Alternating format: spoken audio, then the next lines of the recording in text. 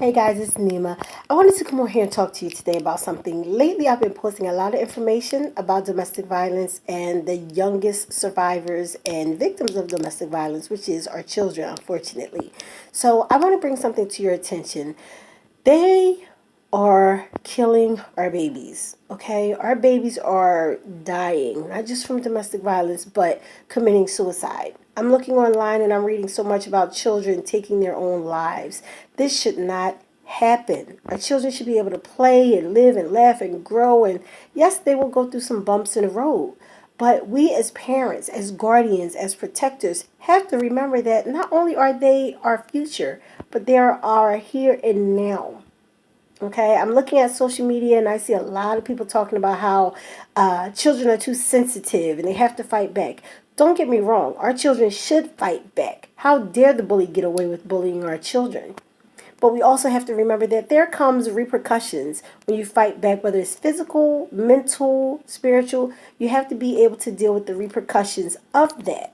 And I say that because though I agree completely with this world and this society becoming too sensitive, you can't even say you look nice or hi or oh your hair is nice without somebody going to HR. We have allegedly we have freedom of speech, but you have freedom of speech in certain arenas. Okay, everybody, if you say something that somebody doesn't agree with, you're anti this, you're anti that, you're anti gay, you're anti man, anti woman, anti LGBTQ, anti whatever. You can't say anything without somebody getting offended, and you're not even trying to be offensive. So I get that. But when it comes to our children, I don't think there's a line to draw. I think we have a duty and a job to protect our children. And yes, we have to teach them to fight back, but we also have to teach them to deal with the repercussions of fighting back. And I say this because I was bullied. I was bullied in third grade, fourth grade, ninth grade, 11th grade, and it hurts and it's painful. Okay, I was picked on because I was the darkest girl in the classroom. I was picked on because I didn't have breasts at the time when all the other girls did. I was picked on because my butt, my rear end, my derriere was bigger than all the other girls. I was picked on because my family, my parents didn't have as much money as the other parents, so I had to wear clothes that were handed down from my cousins. Now, at one point, we're like, they're clean, they're pressed, they look good, it doesn't matter. But when other children know, it matters. So I was picked on quite often. And sometimes I thought about, yo, I'm going to come into school and I'm going to do X, Y, and Z. And I didn't. Thank God. Okay. I thought about things that could have landed me in jail or could have landed my family in hot water because I wanted to get even with people that bullied me and their friends who stood back and laughed. So I'm just saying these are the things that may go through a child's mind. We have to have conversations. We have to remember that though they're growing, they're still children. They don't know all the ins and outs like we do.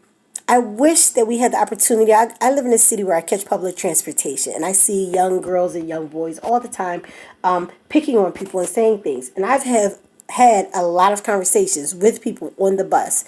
My children are grown and they're always like, Mom, you gotta mind your business because these people out here. But I feel like, you know what? Each one reach one, teach one. And I also put my money where my mouth is. I can kind of look at a person and kind of size them up to a degree to know whether or not it's okay for me to say something to them. I'm not crazy.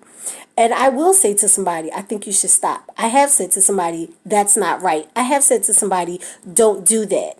So I'm just saying we have to get a grip. I wish you guys could kind of like catch the bus with your children, sneak up on them, and see your children in action. We can talk to them all day, every day, but what they do when they're not in our presence and with their peers is something different.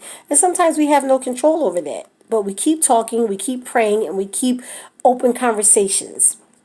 And that's what we can do. But we have to remember, not everybody knows how to deal with a bullying situation. Some children deal with it to come back and hurt everybody in sight, which is not fair. Or all those that laughed, all those that participated, or all those that stood back and did nothing. So we have to be very careful. But talk to our children. Okay, there's no such thing as our children being too sensitive when it comes to bullying. These children are dying. They're killing themselves because they can't deal with the pain. And yes, there may be mental issues going on. Yes, well, we have to find out, and we won't know unless we have those open forums. So if you have a young child, a teenager, whatever, talk to them. Let them know it's not okay to be bullied. Talk to them and find out if they're being bullied. And if they are, call the school. Talk to the parents. Talk to the teachers. Every school my children went to, I worked 3 jobs and went to school, okay? I was at that school. My husband was at that school. My aunt was at the school. My mother was at the school. My cousin was at the school. Whoever, whatever adults we had, we were at the school talking. Talking. We have to talk. We have to teach. We have to have open forums. Okay? In the meantime, in between time, do you take care of you? I'm Nima. Peace.